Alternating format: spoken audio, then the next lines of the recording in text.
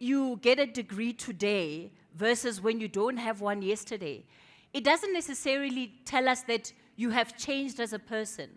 What it does tell us is that there's a skill that we can trust you with. And so when we talk about getting opportunity, it's about saying, what is that piece of paper that you can get that can tell either a potential employer, a potential business partner, that there is a skill that they can trust you with. It's a way in the door.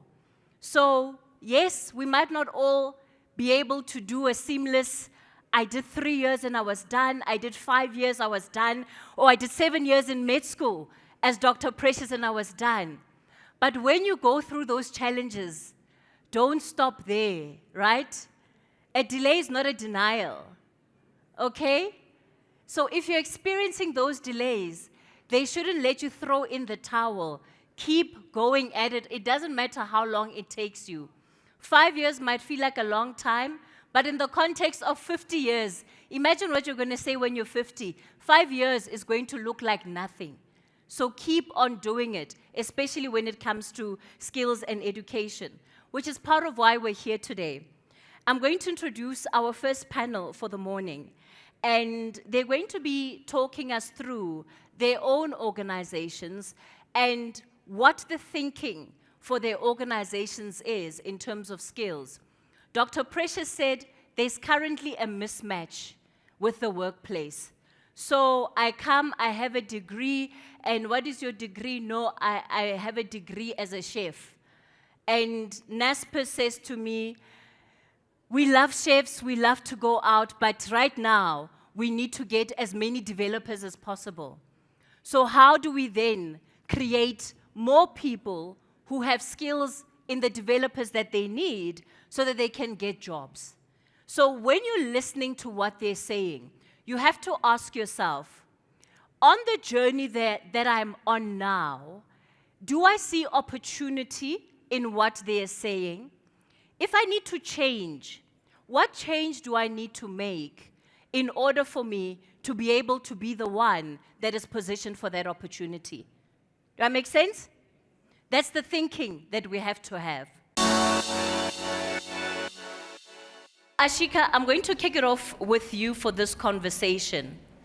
And perhaps for you to give us a context, because when we think about technology, some of the first things that come to mind is that we think TikTok, we think X, we think social media, we think content creation.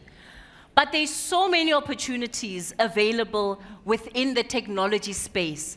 So make it as clear for us as possible what are the most important developments that are taking place within the technology space right now?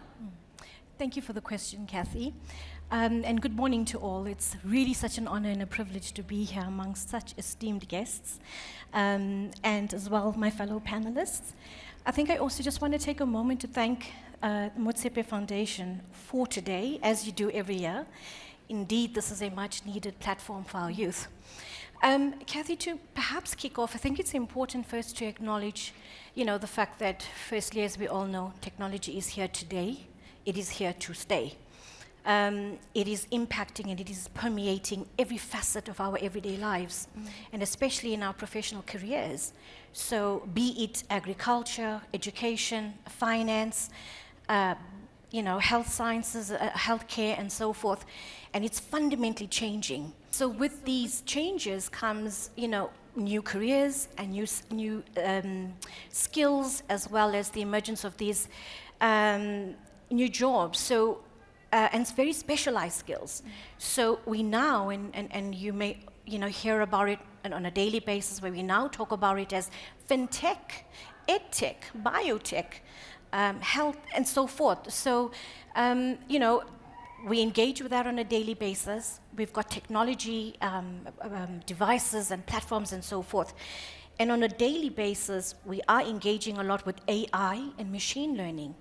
So, to just use an example, for example, Takealot, which is one of our Naspers companies and our portfolio company, we do a lot of banking and shopping online. And with Takealot, if you are engaging with the app, there are algorithms that's behind the platform of Takealot. So if Petunia is on Takealot and she's going to buy a soccer ball, it pushes content and it pushes products to her, because with the machine learning and the coding, it's able to then look at your shopping behaviors and patterns and the things that you like and your preferences. So if it sees Petunia looking to buy a soccer ball, it's going to push content to say, oh, by the way, you might also like the post of Banyana or Mamelodi Sundowns. So we need those kind of skills for our youth and for, to be able to build those algorithms on that platform. Mm-hmm. And I think in saying that, at Naspers we believe that the future, the contribution we can make to the future of South Africa lies in us being able to embrace that technology and those advancements.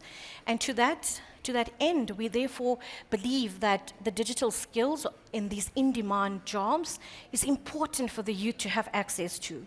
We have a program which is our youth social impact program called Naspers Labs.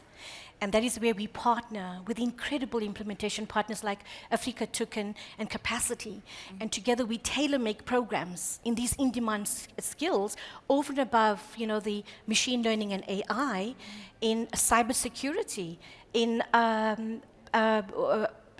development and software development, and a host of others. Mm-hmm. And with that as well, with the tailor-made program that we have, we're teaching the youth to be able to have access to that knowledge and to be able to apply that skill. Because we believe that with the youth, empowering the youth with these digital skills is indeed being able to give them access and become economic participants. It is indeed what we require for a resilient future for the economy for South Africa. I'm listening to you speak, and I understand algorithms. Yes. Do we all understand algorithms? Yes. We know what algorithm is? Yes. No. Okay, I heard a no. I'm going to ask one of the people on the stage to explain how algorithms work, so that as we are speaking, we are able to bring it home in terms of how then does it become a need that needs for job opportunities, and people are clear about what it is exactly that they need to be getting skills on. Because you say algorithms, I know that an algorithm maybe is like if I go online and I like Dr. Precious Molloy's picture, and before I know it, every time I'm online, there's a picture of her somewhere. And then there's going to send me pictures of Sundowns. I'm like, but I don't watch soccer. But what I don't realize is that because of that one thing that I liked, now the internet is feeding me everything associated to that thing. And before you know it, you're living in a world where it feels like, this phone is even giving me things that I should like, that it thinks I would like. Right? Is that it? Yes. 100%. Did I get that right? Yes. You can come in there. So it's basically that, right? So once you have an interaction, on a particular topic, then the phone or the device literally predicts everything that you could like, and advertising and everything like that. And it's much better for advertisers because they now know that Cathy, likes this type of, product. Then they can start pushing, products like that to you. And for us, as Godiragetse Speed, how we see technology is we see it as a way to do business, right? So we first understood that we have a problem, especially in the townships, where one, we have a ballooning, unemployment rate, but two, there's no convenience in the townships. And we decided, okay, this is a problem that needs a solution, and the solution was to start Godiragetse Speed. But to start Godiragetse Speed and scale the business across the country, we need technology, right? Because we can't do it. When we started on WhatsApp, and people were texting us when they wanted to order. And we've grown now 3 years later to have our own app, and we operate in 4 provinces. Wow. And we've been able... That deserves a round of applause. And that's all through technology, the fact that we're able to scale our business while we're still headquartered in Hammanskraal, but we have over 100 drivers across the country because of technology. They all wake up in the morning, log on to an app, they can see their orders for the day, and then they can go on the ground and deliver those orders through technology. How did the idea come about?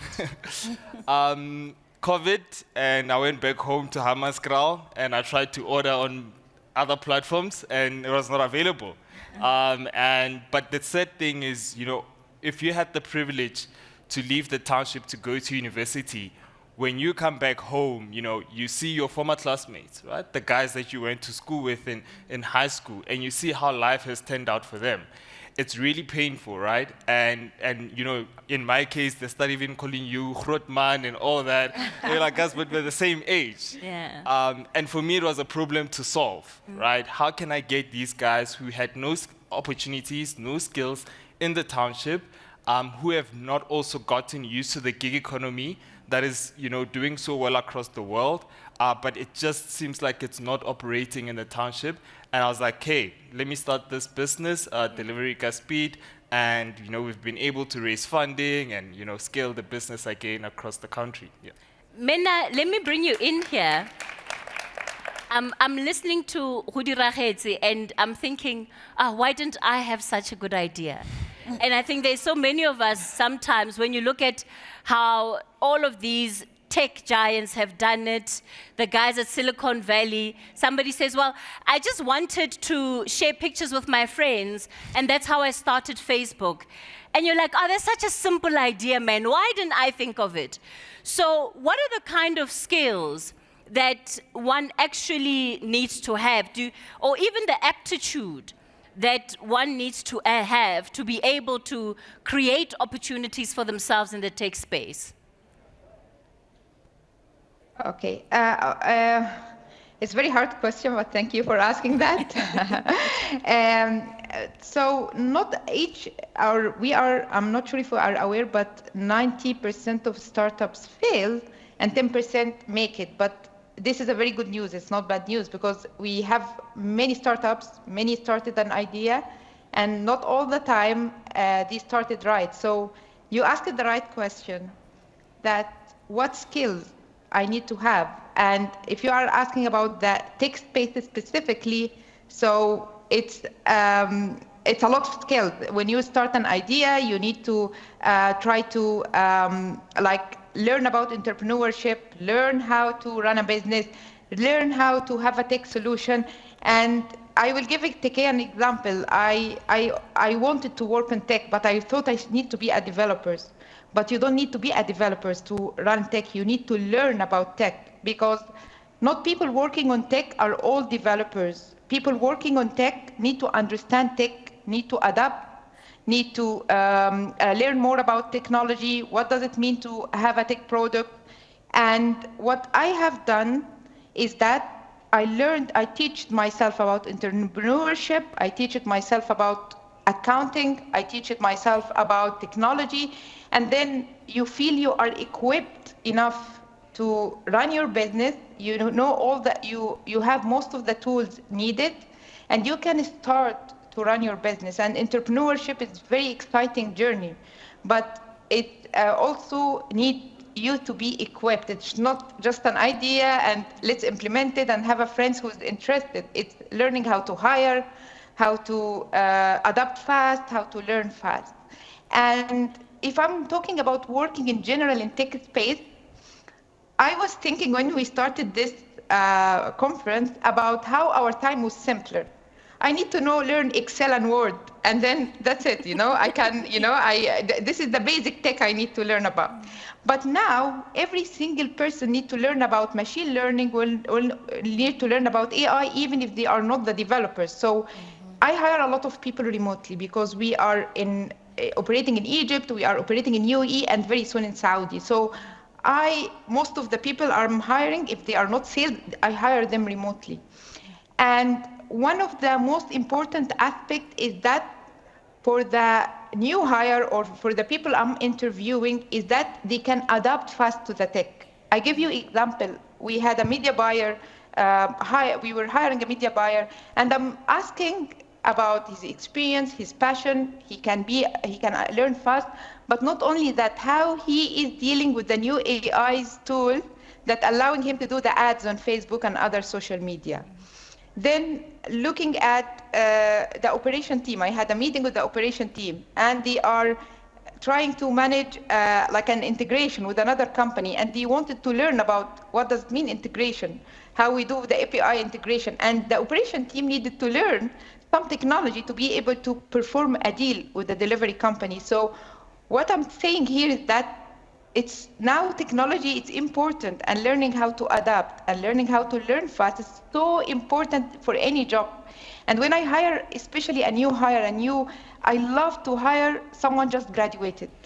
If he has the passion needed, if he teach him, like he's going and learn fast and is very like advanced in his mind and know what's going on and can teach himself, you know. So I think when you don't have an experience, you need to have the needed like skills.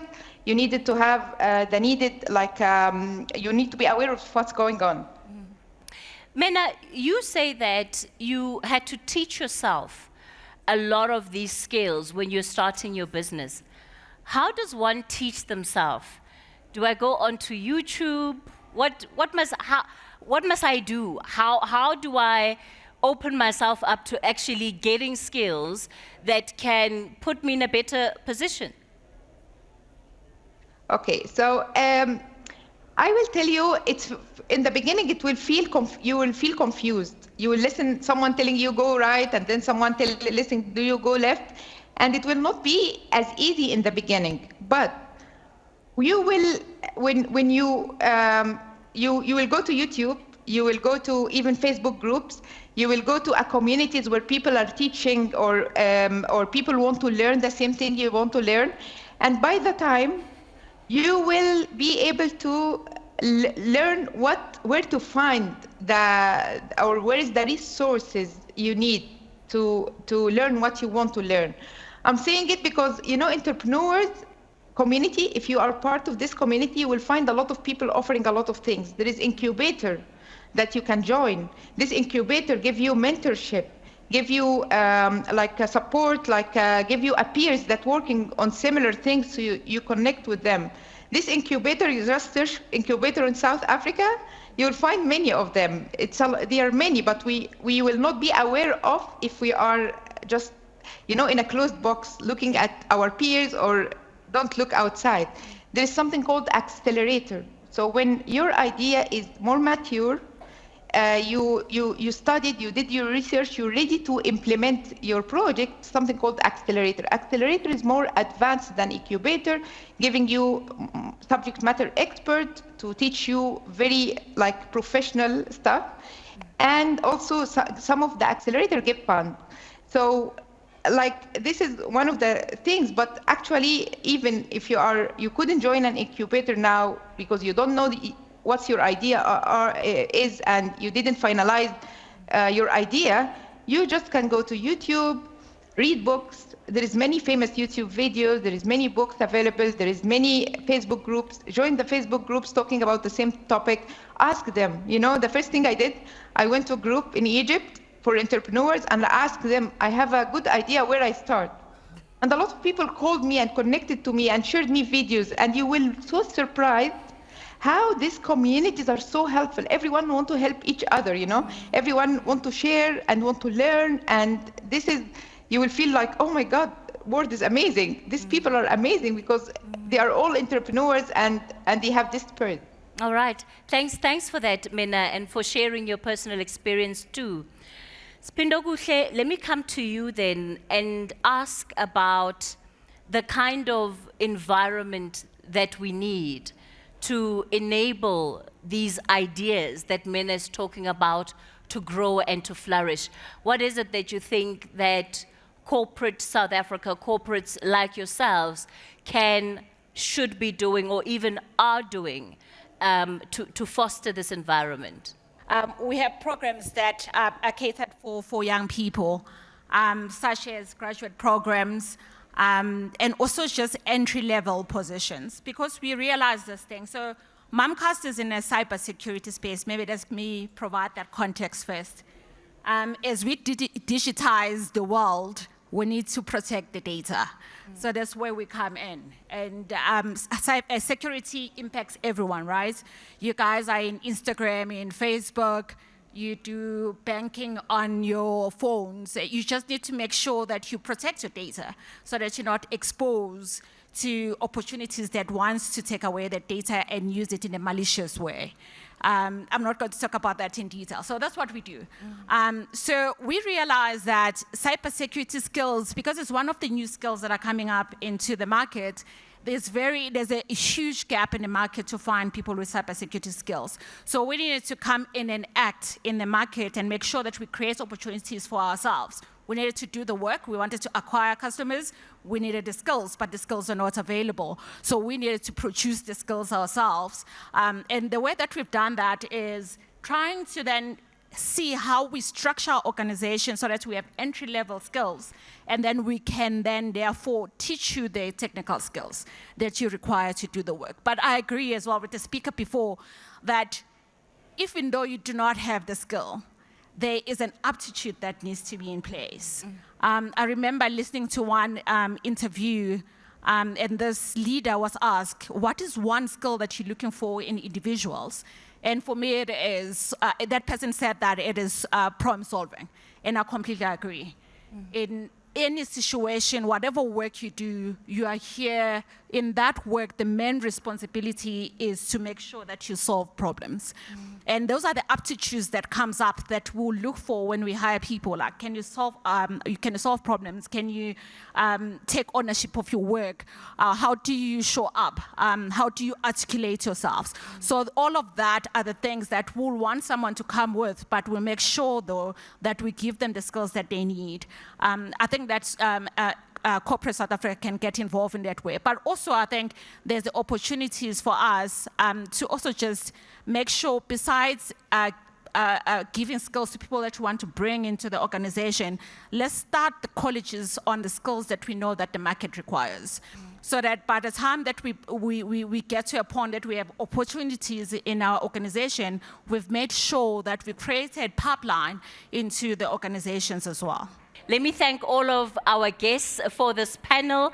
Ash, Mr. Delivery Speed on the corner right with the red flag left up next, and Siphindokuhle and Menna, thank you all for your contributions. Weren't they amazing? Let's give them a round of applause, please. Thank you so much.